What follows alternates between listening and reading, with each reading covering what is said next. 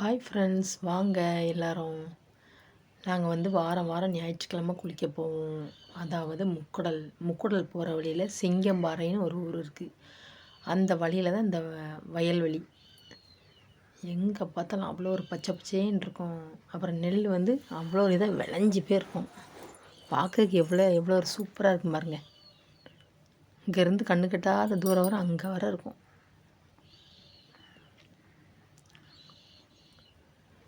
வாய்க்காலில் தண்ணி அவ்வளோ ஒரு சூப்பராக போனது. இந்த தண்ணியினால தான் இந்த வயக்காடு அவ்வளோ ஒரு நல்ல செழிப்பாக இருக்குது. இது முக்குடல் கோயிலில் ஏற்கனவே 8ஆம் திருவிழாவாம். அங்கே போயிருந்தேன், பயங்கர கூட்டம்.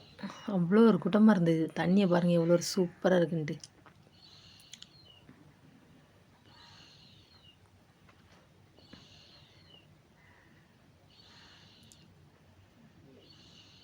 நாங்கள் வாரம் வாரம் ஞாயிற்றுக்கிழமை இங்கே தான் குளிக்க வரோம்.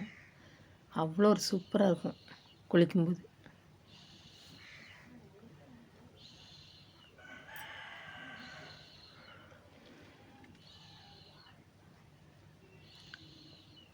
இது கோயில் முன்னாடி கடைகள், நிறைய கடைகளாக இருந்தது. மிட்டாய் கடை, அதுக்கப்புறம் நிறைய கடையாக இருந்தது. நாங்கள் அப்புறம் பைக்கில் அப்படி போய்கிட்டே வீடியோ எடுத்துகிட்டு இருந்தேன். என்னோடய விரல் வேறு தெரிஞ்சிருக்கு.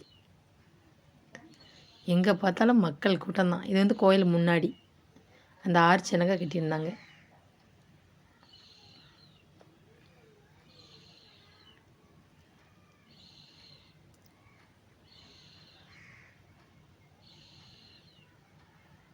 ஃபுல்லாக கடைகள் தான்.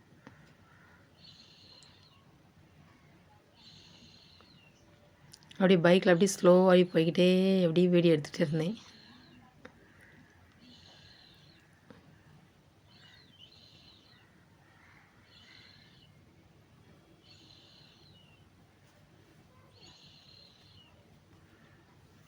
பார்க்கறதுக்கு அவ்வளோ ஒரு சூப்பராக இருந்தது.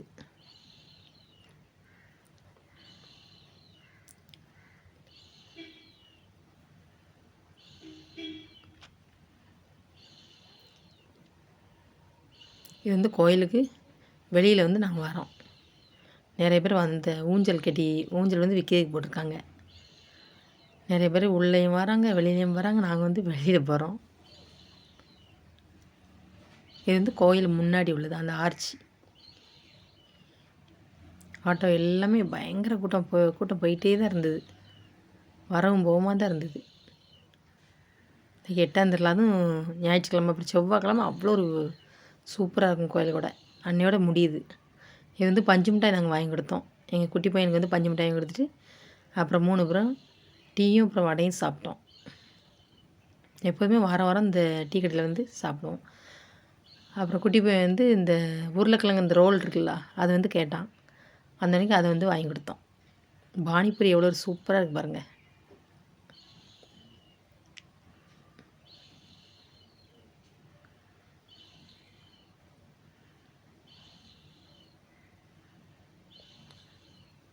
மறுபடியும் அதே வழியில் தான் வந்தோம். அந்த வயல்வெளி பார்க்கறதுக்கு அவ்வளோ ஒரு நேச்சுரலாக இருக்குது.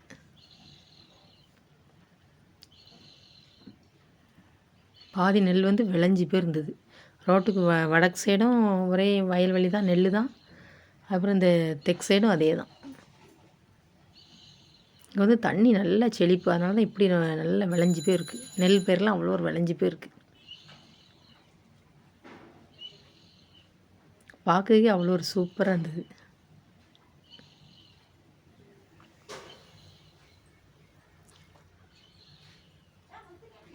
நான் அப்புறம் நடுவு நட்டு வச்சுட்டு இருந்தாங்க. பாதி பேர் கிணறு நிறைய தண்ணி இருக்குங்க பாருங்கள். அவ்வளோ ஒரு தண்ணி, மோட்டரில் வர தண்ணி வர ஓடிட்டுருக்கு. அப்படியே போய்கிட்டே அப்படியே வீடியோ எடுத்துகிட்டே இருந்தேன். ஆனால் பயமாக இருந்து எங்கே செல்லை கீழே போடுறோமோன்னு அவ்வளோ ஒரு பயமாக இருந்தது. பாருங்கள் எவ்வளோ ஒரு சூப்பராக இருக்குது. ஒவ்வொரு மரம் வர நட்டு வச்சுருக்காங்க. ரோட்டு அந்த சைடும் மரம், இந்த சைடும் மரம்.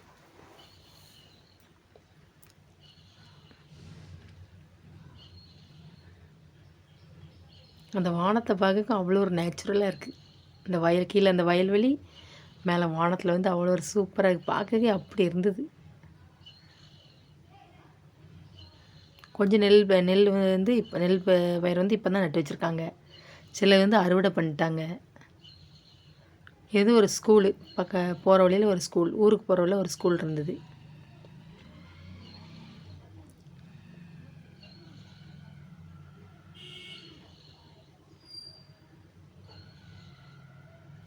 இது வந்து இடைகாலில் வந்து நம்ம ஊருக்கு வர வழியில் இருக்குது.